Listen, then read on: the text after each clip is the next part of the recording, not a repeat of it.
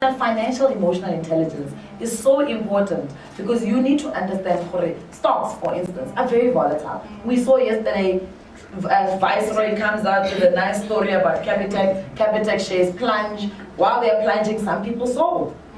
Unfortunately, they sold. Then Reserve Bank comes back and says, actually hold up, these guys are fine. The share price kind of recovers. And people are like, oh, I've just sold. So it really, you need to have a lot of financial emotional intelligence, but also just personal emotional intelligence. Know what your vices are. I always speak, I did one video where I spoke about, even in December, our parents, unfortunately, relatives, they know you. They know, you know, Nicolette drives this car, Nicolette dresses like this, therefore Nicolette has money. Hey, I don't. Okay, I really don't. But how do we work around that? How do we build our emotional intelligence around stocks? Because I know now there's easy access to stocks through easy equities and platforms like that, where it's easy to buy shares now, right? So how do we build that emotional discipline around money? Because I think it's not the knowledge around money that's the problem. The knowledge is there. There are internets, there are platforms such as this. It's the discipline. And how do we build the discipline around, you know, our investments, around our strategies, around our spending? I just want some of your personal vices that you guys use. For me, I always say create a goal that excites you so much that even when, excuse my French, when there's bullshit happening in the market, that you still just stay.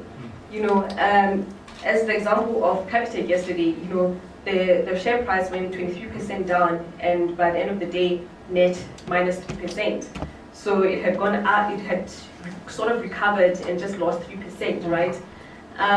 So I always give this personal example of my son that I have a tax-free savings account for him, and we're gonna blow this money. Oh yes. Guys, we are gonna blow it. When he turns 15, we're gonna go to Disneyland and just go wild. And I did the calculations, right? And I'm still contributing the previous amount, which was 2,500 bucks into the tax-free savings account.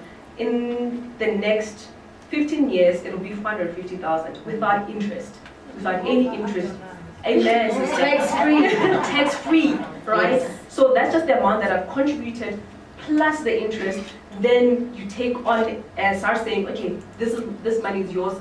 Dividend, tax-free, capital tax-free, all of those, everything tax-free. First doesn't even look at you. Yeah. It's just like, oh, Emalia.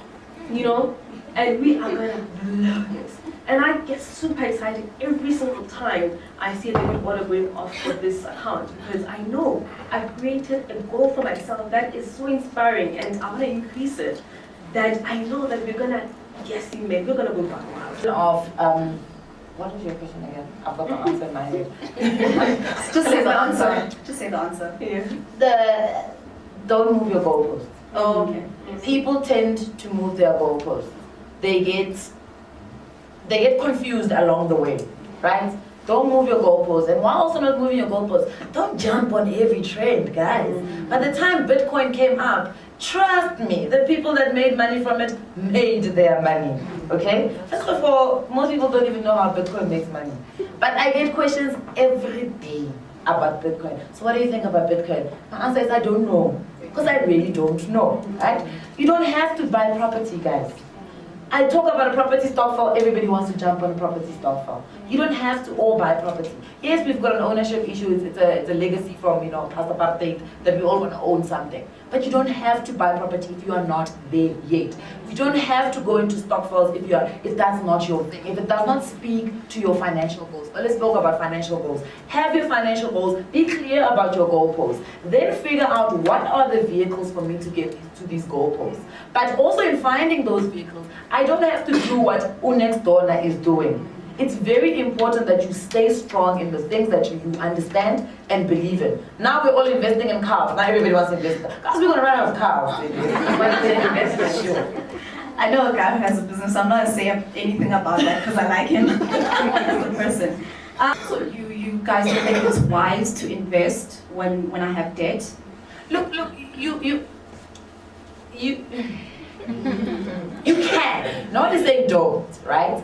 But the reality of it is that you're still going to pay. People need to understand what debt is. Debt is basically somebody charging you interest for money you have borrowed or you've taken some assets or whatever it is, right? So you can take 500 rand and put it away and say you are investing, right? But on the other side, you are being charged interest of like 1.5. Would it not be easier for you to pay that 500 you're going to be investing into that date so that you lower the amount of interest that you're being charged, finish this date off as quickly as possible, now have access to more money to be able to invest? Yes, we do say start investing as early as possible, but that really for me is very targeted at people that are managing their debt. Remember that there's also, you can have debt, right? You can have debt, but if you can manage your debt, you're still in a good space. What's a good space? Mapalo? Can you chip in? The right date, Like, please. what a percentage? So if I'm earning say 50,000, I have 70,000 rand worth of debt in my credit card. Is that a good space? What's a good space? I think when you have debt, there is no good space.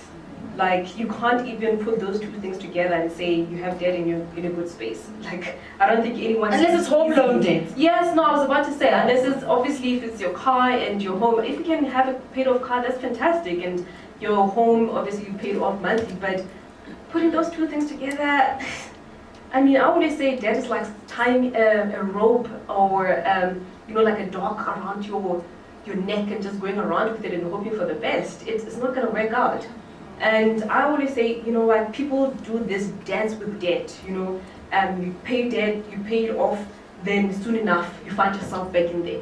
Because your mindset never changed and said, you know what, hell, I will never find myself back in this place ever again, right? And so if you look at debt most of the time, and that kind of debt, because definitely 70,000 is not a house, right? That means it's clothing accounts, it's personal loans, things that charge like such a ridiculous interest that you can't even fathom it. So I always say, you know what, look at the interest amount that you pay. And right now, truly speaking, if someone were to raise their hand and say how much interest I'm paying towards this debt, people don't know. They just know on a month-to-month basis, this is how much I'm paying. But exactly what is the percentage you're paying towards this thing? And you'll find it's about 23%, 25%, and that's 25 rand for every 100 rand you owe to these people. It doesn't make sense. Yeah. It just doesn't make sense. I would want us to be, and this is a personal opinion, I want us to be very careful of demonizing credit, right? Because it's unfortunate, but in the society that we live in, people cannot buy things cash, which means that you will at some point have to acquire debt, right? That's why for me it's very important that we teach people how to manage debt and how to service their debt. The problem is that we've made it very okay in South Africa to just walk away from things. If I don't like it, oh my gosh, I can't pay, let me default, and if I default long enough, they'll let me go, right? And I think that's the culture that we have in South Africa. We see it with fines. Traffic fines.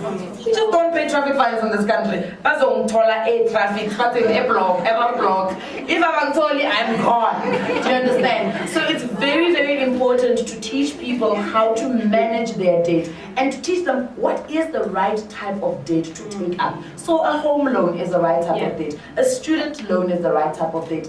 A business loan is the right type of debt. But a clothing account is not the right type of debt. The car that is costing you more than you know you should be paying is not the right type of debt, right? But also, even that home loan, the moment you stop servicing it, as you promised when you sat in front of that consultant, they say, yes, no, I can manage 7,000 rand. The moment you default on it, it also starts becoming bad debt. So you need to be, that for me, what's really important is let's teach people how to manage their debt. Let's teach people how to honor their contracts. Because you agreed. You said, yes, I can afford 4,000 rand. Yes. And when you don't and can no longer afford 4,000 rand, do you know what you play? Which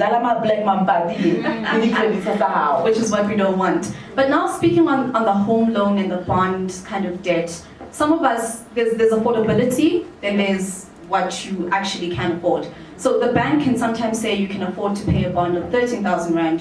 When paying 13,000 rand, you're not even considering levies, rates, and things like that. So how do I know? And credit cards, they give us credit cards like it's very easy to get a credit card. So how do I now? I'm sitting down, I'm managing my debt before I even go into it. How do I manage what I can afford? That's not what the bank is telling me. So it goes back to educating yourself. It goes back to creating a spreadsheet. It goes back to budgeting. It goes back to, okay, I'm about to purchase this 2.5 million house. What is the interest rate on this? Again, you touched on levies, you touched on rates and taxes, little things like that. It goes to like doing an intricate, research in terms of, okay, obviously when you go to a real estate agent, they're going to try and sell you this, right? And sometimes they'll be like, oh no, it's only 900.